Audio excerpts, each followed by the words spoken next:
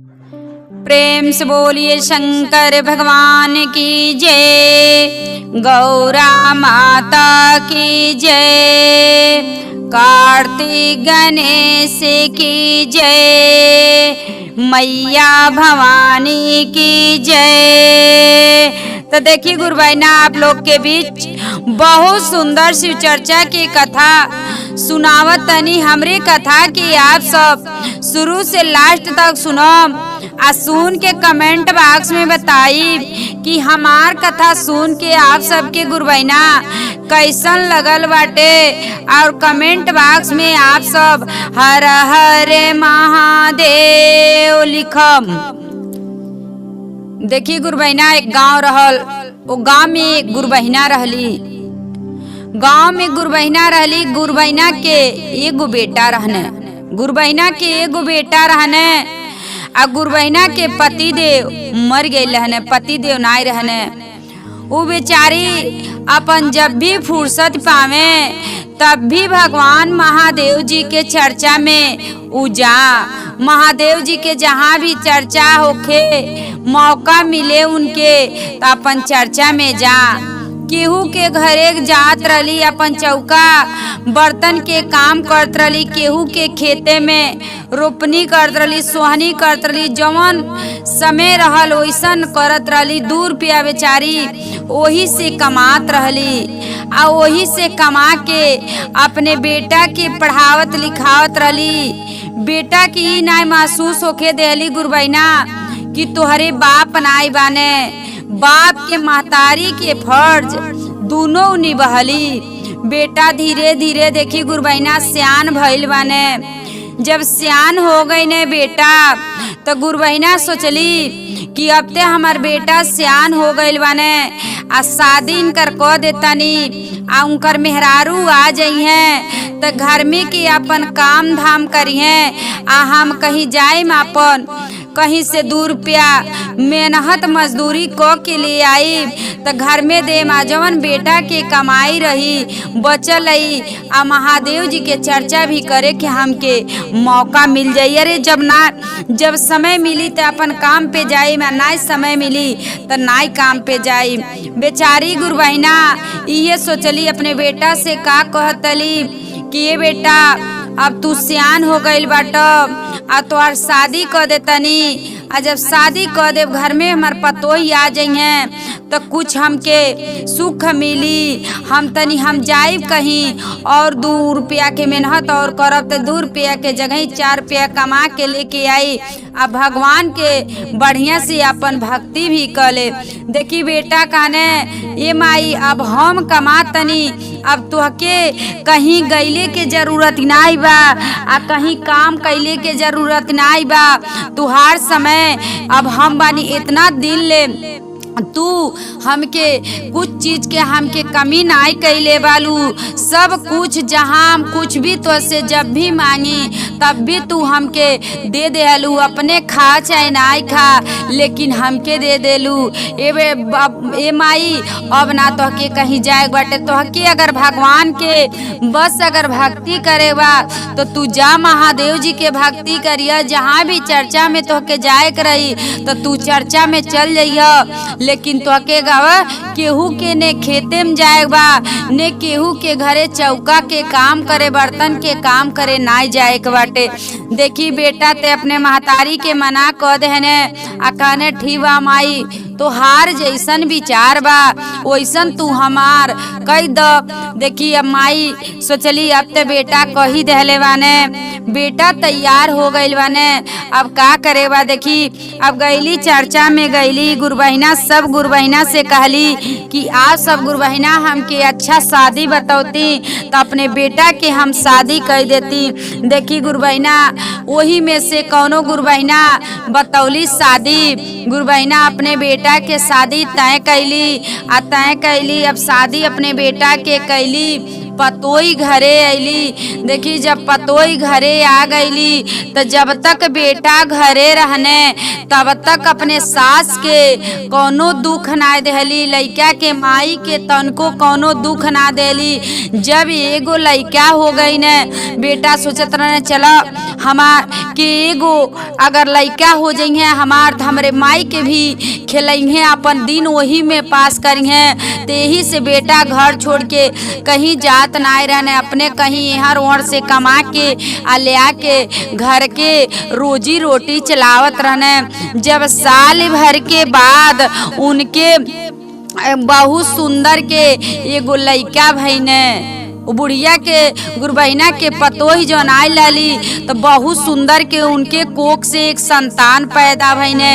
अब गुरबहिना एगो नाती पा के इतना खुश हो गईली कि चला महादेव जी हमके एगो नाती दे देहनी, हमार सब कुछ भर देहनी, हमार के अब हमके बहुत खुशी बा। बुढ़ी गुरबहिना बहुत खुश भईली।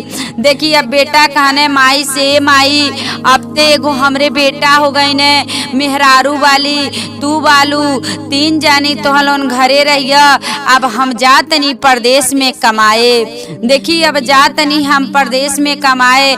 बेटा अपने माई से कहने माई कह लिए बेटा तुहार मर्जी, मान ला कहीं जइबा नाई कमाए जादे। तब बेटा भइल बाने मान ला पढ़ाई लिखाई जनते वाला कितना महंगाई बाटे। ये कुल कहली गुरबहिना बेटा से। बेटा देखी गई ने बाहर परदेश जब चल गई ने कमाए। अब देखी जब परदेश चल गई बाने कमाए तो कभी भी परदेश से फोन करें तो कबो अपने माई के दें, अपने सास के कबो दें बतियावे के आ कबो नाई दें करे फोन। तो ये कहें बेटा गुरबहिना के बेटा ये कहें कि हमार माई कहाँ वाली तनी माई से भी दे द बतिया के। तो कबो कहें गुरबहिना के पतोही वाली आ कबो कहें नाई वाली। देखी पहले बार डांट देते रहली अगर अपने बेटा से कुछ कहबू तो तोहके इतना मारी मारब तोहर बेटा आवत आवत है हम तो। देखी जब गुरबहिना बतियावत रहली अपने बेटा से फोन तब बतोही वही जा रहत रहली, कुछ डरन कुछ कह नाई पावत रहली। देखी अपन का करत रहली अब गुरबहिना से अब का करत रहली पतोही जन गुरबहिना के रहली। जब बेटा कमाए चल गई ने तो का करत रहली बर्तन मसवात रहली, अपन साड़ी फिचवात रही, लइका के गड़ियतरा फिचात रही। जवन घर में के जितना काम रहल सारा गुरबहिना से वो बूढ़ी हो गई लाली सारा करवावत रहली। देखी बेचारी कहें कि बताव बूढ़ भैनी हमके ये समय में भक्ति करे के चाहे, भगवान यही समय तो जवाने पे केहू नाम ले चाहे ना ले, लेकिन बूढ़े समय तो भगवान के नाम लेहल जरूर। कभी भी बेचारी बैठे माला जपे गुरबहिना शिव चर्चा के जपे तब भी आके पतोहिया कहे कि का ए बूढ़ी तू ये करबू अबन घर में अबन बर्तन पड़ल बा के नाम माँ से बा हमार साड़ी बा माँ से फीचे बाटे, लइका के कपड़ा बा फीचे बाटे। तो बूढ़ी कहली तू का करबू सारा हम ही करवा करब तो तू का करू। कहतेली हम जातनी बेडे पे के कर तुरम। देखी बेचारी अगना में बैठली जब इतना पतोहिया कही के गुरबहिना के चल गेली। बेटा तो परदेश में बाने, बेटा कुछ ना जानता ने हमरे महतारी के कवन दुख होता कवन दुख नाई होता। काहे से बेटा जब ले रहने तब तक पतोहिया कौनो दुख नाई देले रहल। अब बेटा के जात कह पतोहिया इतना दुख देवे लगल इतना दुख देवे लगल कि बेचारी के बन बन के पात रोए पड़े। कहली का ए महादेव जी हमरे साथे आप का कहनी कि कौने खुशी के लिए तो बेटा के शादी विवाह कहनी आज पतोई घर में आ गईली तो बेटा के परदेश चल गई ने हमरे साथे कितना ही दुख करतली कितना हमके दुख देतली। देखी गुरबहिना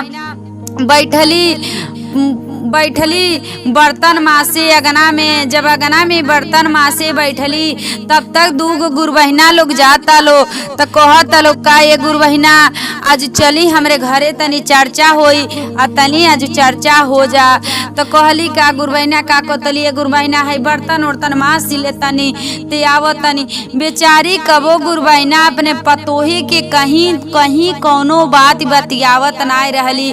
देखी कह तलीबा रहे तो तुअर पतोहिया करी कहली ना कह दी तनी, लेकिन नाय लोग मार कहली ठीक बा चला गुरबहिना चल तनी।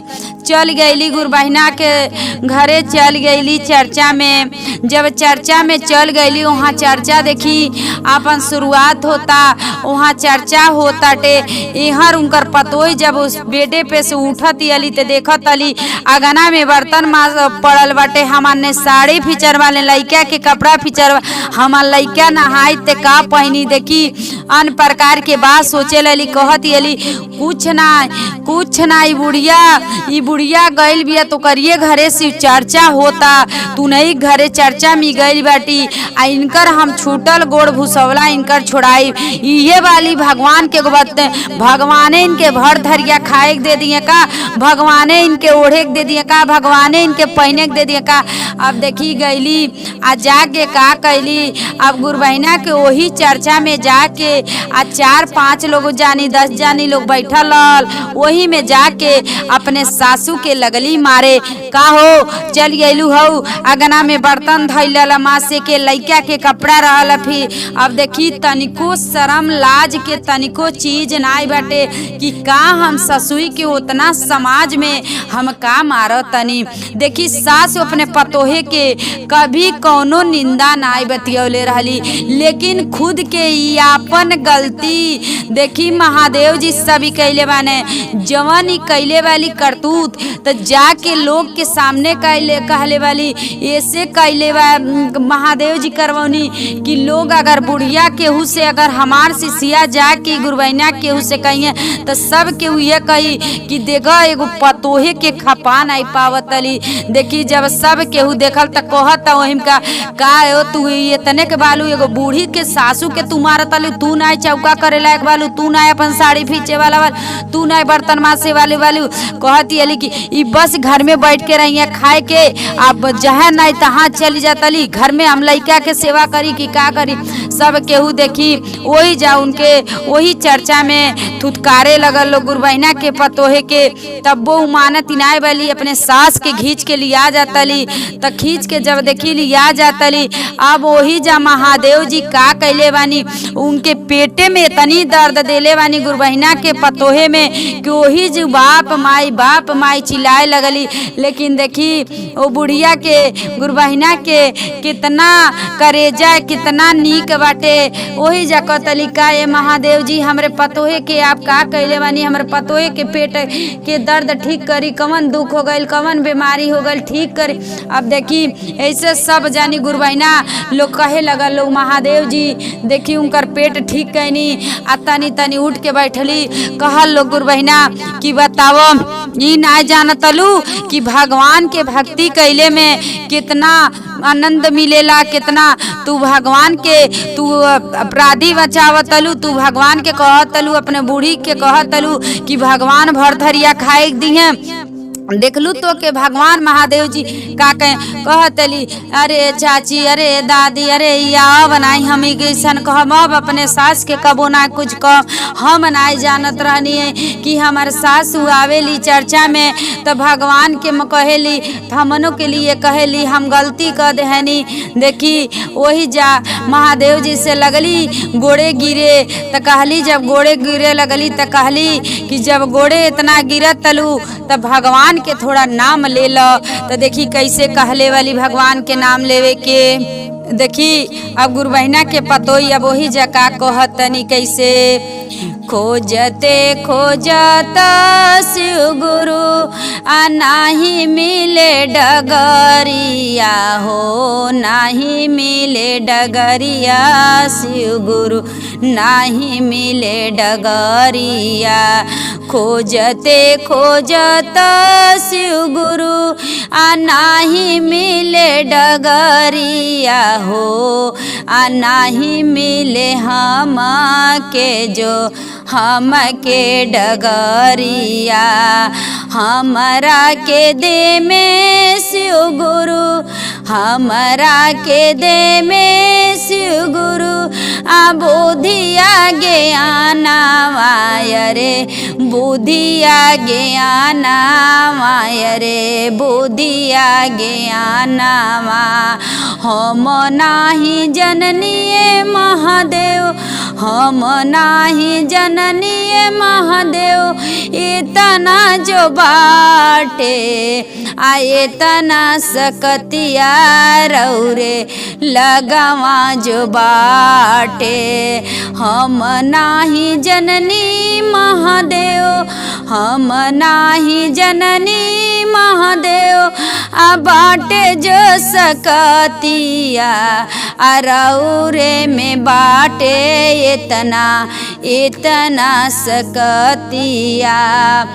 हम नाही मर में महादेव हम नाही मर में महादेव हम नाही कह में आयापन ससुई के कुछ नाही कह में आयापन ससुई के कुछ नाही कह में नाही कुछ डाटा में जो नाही कुछ बोला में नाही हम करवई में शिव गुरु घर के जो कामावा रे चौका के कमावा शिव गुरु हम नाही कह में आपन सड़िया शिव गुरु हम नाही फिचवाई में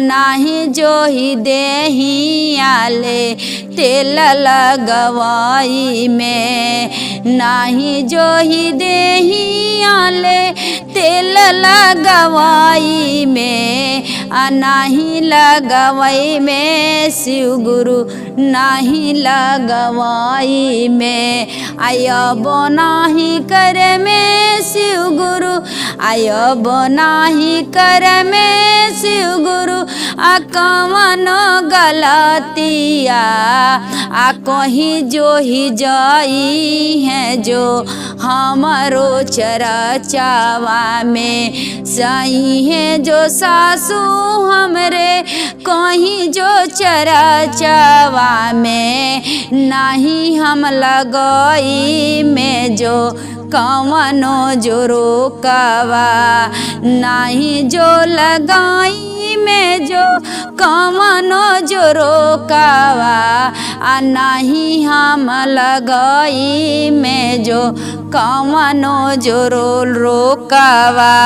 देखी अब महादेव जी से अब से कहल गुरबैना लो कि महादेव जी के आगे जवन कहे के बात कहत। देखी अब कहली कबो अपने सास से ने अपन साड़ी फिचवाए ने बर्तन मसवाए ने देही ले तेल लगवाए अपने गलती के माफ़ी मंगली आ माफ़ी मांग के आ वही जा उनके शरण में गिरली।